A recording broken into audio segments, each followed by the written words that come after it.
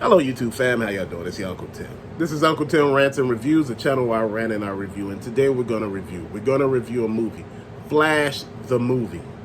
My wife took me to see this for Father's Day. Now I went in with all type of expectations. You know, I looked at all the trailers, I looked at all the breakdown, all the Easter eggs, all the spoilers, and I just thought this movie was gonna be amazing because of what I've seen so far. Went in with just, this is the highest mark you could have, way up here. And I'm somewhere down here with a 7. This is a 10 up here, fam. I know you said, that's just like, that's still good. It is. I never said that the movie was bad. The premise, he wanted to go back in time to save his mom because he missed her. His father was in jail, shit wasn't looking good. He took his ass back in time. You know, he tried in the beginning and it didn't work. He only went back, I think a couple of hours a day. And he told Bruce, and Bruce was like, man, you want to really be careful what the hell you doing because you might fuck up everything. Oh, man, I'm going to get everything right. Took his ass back in time. Man, shit was a hot-ass mess. Was nothing like what he thought it would be. He thought everything would be the same as it is in the present, and it's not. You can't change time and think things are going to be the same damn way. You know, your mom didn't pass away, your father didn't go to jail, General Zod show up, and you know, you just thinking, damn, I'm thinking Superman is going to be there at that spot where they asked for the Kryptonian. Remember at that trade-off on Superman Man of Steel? That's what I thought was going to happen. But he wasn't. I thought that's who Supergirl was taking up into the sky. I thought that was Superman. No, it wasn't. That was Flash. Because he lost his power trying to get the other Flash power.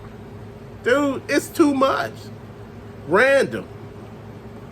See, that's the thing that happened. He was doing too much. You wanted something and you couldn't have it. So you think Zod was the bad guy and he wasn't. The Dark Flash was the bad guy. The guy that he actually, was him in the past became the bad guy because he kept trying to save the world. Supergirl kept dying. Batman kept dying. Fighting Zod. It was like a losing battle. So Barry realized him going back in time wouldn't change anything. This was all destined and fated to happen. And he just sitting there like, damn, he understood, and the Dark Flash in there like, no, we could change it. That's when the multiverse happened and all the doors and windows open. You able to see Christopher Reeves and Supergirl. You able to see Nicolas Cage as Superman. Man, I was just sitting there like, wow, I would have loved to seen that. And they were saying that they didn't want Nicolas Cage to be Superman because he would have been like a puny Superman, My whole point is, dude, it's not about how buff you are. It's the mindset of who you are. It's the mindset of what you project. Man, him fighting the spider was everything, man. I'm like, damn, this is like better than the damn movie we watching. Like, just to be honest, man. Then, you seen cameos of the old Superman. Like, I think the first one, don't know if he was the first or second. Then you seen Adam West. You've seen a lot of people in this movie.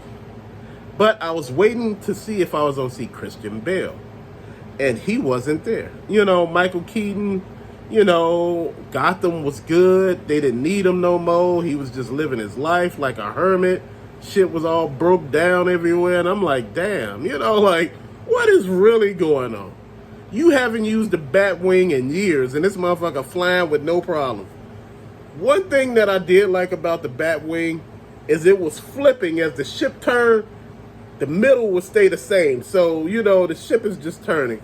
And I'm like, wow, man, the ship was amazing. And that's what I was looking at. It was no ways that Batman and Supergirl could actually beat Zod and the rest of the Kryptonians, man. It just wasn't. And Flash, they just didn't have it. They weren't the people needed. And to me, that wasn't the Batman needed. Man, please. You say whatever you want about Christian Bale. That motherfucker was up straight up Batman. The good in people. I can see that Gotham is worth saving. You never had to tell me thank you. You know, that's what I'm talking about. Real shit. Flash, it was okay. It was too damn long. If you cut out certain scenes, you can get all of this for an hour and a half or 2 hours. And you would have been okay with that. But that extra 30 minutes of nonsense, no good, real, end credit scene, whereas he talking to Aquaman and he drunk, he fall in the puddle, and he acting like he's swimming and shit. Man, come on. Man, I expected way better, man. I'm waiting for another credit. This shit never came, man. I'm like, man, this is what y'all doing to us. This is what y'all doing. This is how you talking about rebuilding the DC brand. DC is off. If DC does its movies like it did its cartoons, like those cartoon movies they do with the Justice League and how violent shit is and how they killing everybody, man, your movies will be the bomb.